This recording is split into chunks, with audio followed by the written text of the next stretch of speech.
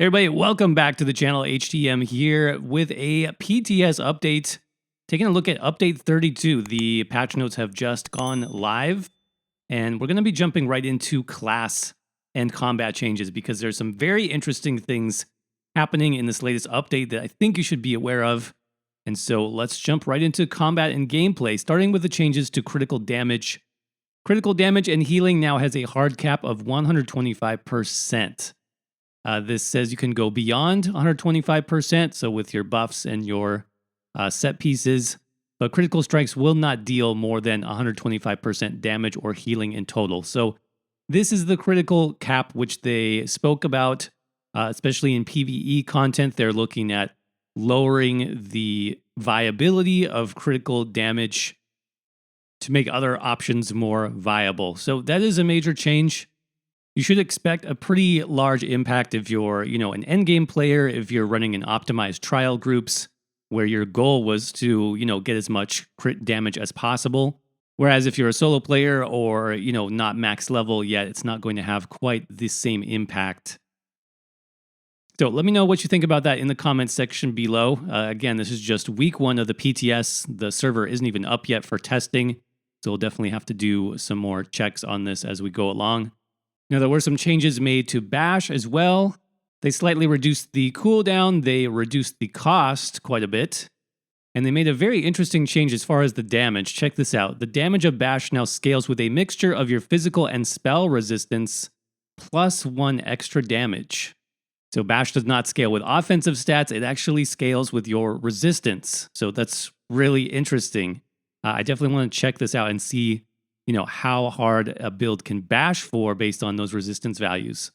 Now, I want to jump right down to the class balance changes because this is where we're seeing some huge updates, especially for the Dragonknights, some long-awaited updates for this class. Let's jump right into these. Starting in the Ardent Flame skill line and Combustion, the Resource Restoration passive, they increased the resources granted from this to up to 1,000 stamina or magicka, so basically doubling the sustain possibilities for the Dragonknight, which I do like that. That's very good. This does have an added cooldown now, 500 milliseconds to each effect, which are separately tracked from one another, by the way, so you can get both.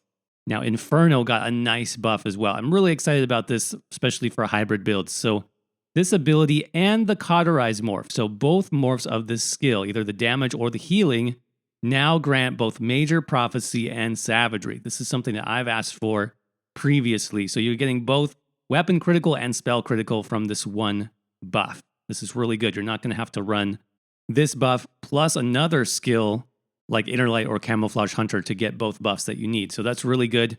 Also, Flames of Oblivion, the damaging morph, got a buff as well. This morph now launches 3 fireballs up from 2. So I'm assuming they didn't say anything about the damage. So I'm just assuming this is going to do more damage, which is good. Now, Lava Whip, this is where we're getting a huge change. You're not going to believe this, though it is interesting. So, Lava Whip, this ability and its morphs now scale off your highest offensive stats rather than exclusively magicka-based stats.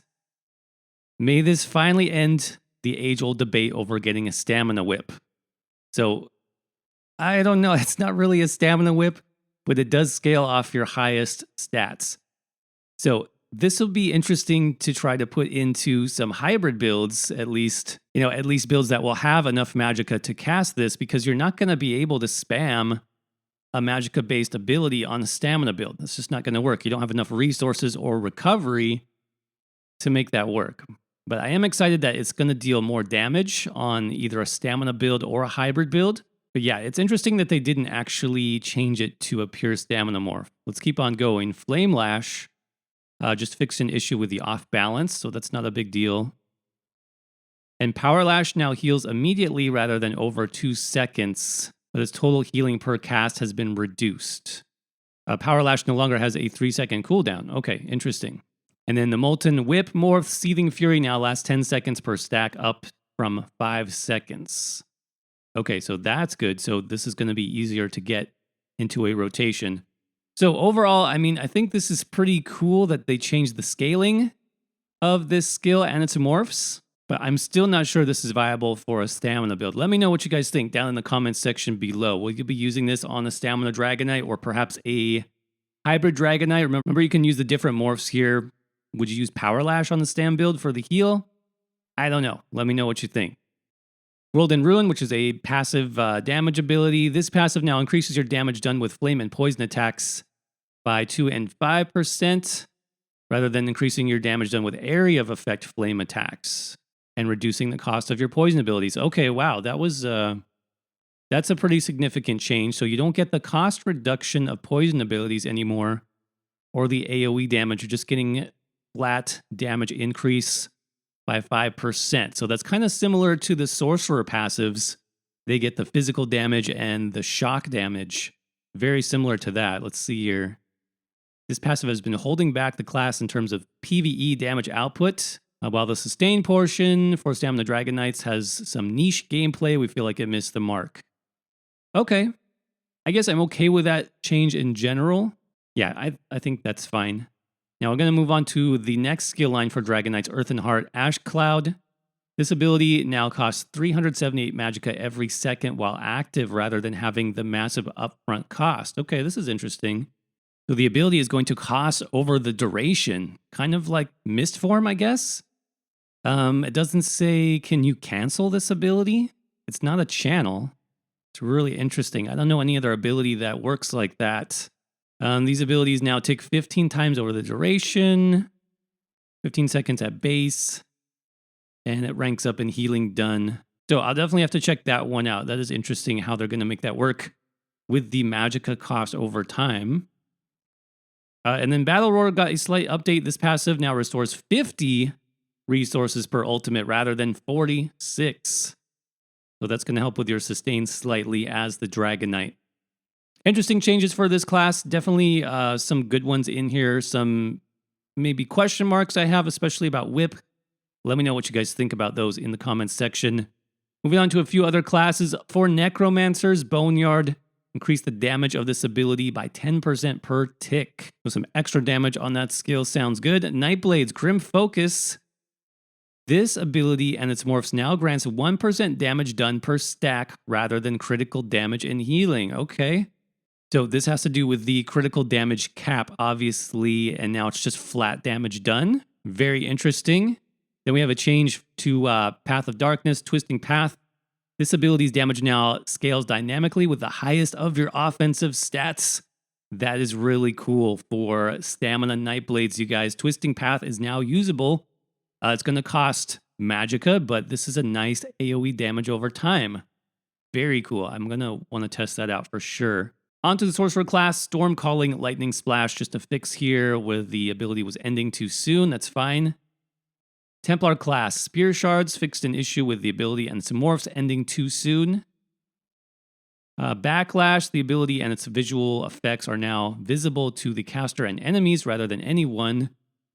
And Restoring Light and Cleansing Ritual, increase the scaling coefficients by approximately 17%. Since they tick 6 times instead of 7 after the change. Okay, so I'm assuming the healing will be pretty much about the same. They're just adjusting for some of the AoE changes. Warden's got a fix for Emerald Moss. That's not a huge deal. And then the last one I wanted to mention was a change to Vampire. And this is going to change one of my favorite builds, which is that Unkillable Mistform build. Check this out. I'm going to have to redo this build completely now. Mistform, this ability and its morphs damage reduction now only works against player attacks rather than any attack to prevent it from invalidating many threats in PvE encounters. This ability has been growing in popularity as a one-size-fits-all problem solvers for PvE areas that attempt to push the player to adjust their strategies. Mistform is meant to be used as a disengagement tool, and it's currently used as a stand your ground ability in PvE. All right. So pretty much gutting Mistform usage as far as PvE content, whether it's solo builds, arenas, whatever you would use this for, even Mistform tanking, that's going to be going away. There's no damage reduction now for PvE content. Yeah, I think some people are just going to have to revisit their builds. We're going to have to look at other ways to get the damage mitigation. I don't know. I see what they're talking about, but I don't really see it as an issue with, soloing necessarily. I think in this case, they're talking about like 4-man dungeons and trials potentially, and like harder instances where people are using misform to negate mechanics. I kind of wish they would just adjust this maybe on a zone by zone basis, but I see what they're getting at, I guess. Let me know what you guys think about this change in the comment section below, and any other changes that stood out to you from the Dragonknight changes to other class and the crit damage changes. Definitely be curious what you all have to say about those. Of course, if you enjoyed the video today or you found it informative, don't forget to crush that like button. Make sure you're subscribed for more updates this week. I'll be doing several more patch note videos coming soon. Keep an eye out for those. And as always, thank you all so much for watching, and I will see you around in the next video.